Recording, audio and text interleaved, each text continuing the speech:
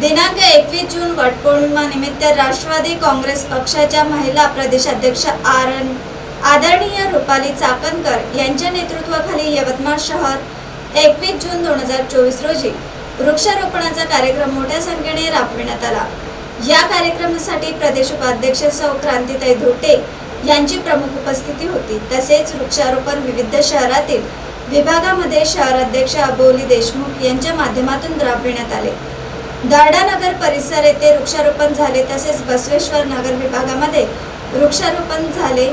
Maithili layout Lohara Waghapur bypass या भागात वृक्षारोपण घेण्यात आले। विविध ठिकाणी वृक्षारोपण करून कार्यक्रम राबविण्यात आला। या कार्यक्रमाला राष्ट्रवादी महिला शहर आघाडीच्या शहराध्यक्ष सौ अबोली देशमुख तिक्कर तसेच शहर उपाध्यक्ष संगीता पिपरा आणि राष्ट्रवादी काँग्रेस पार्टी सदस्य मंजू गुल्लाने यांची उपस्थिती होती।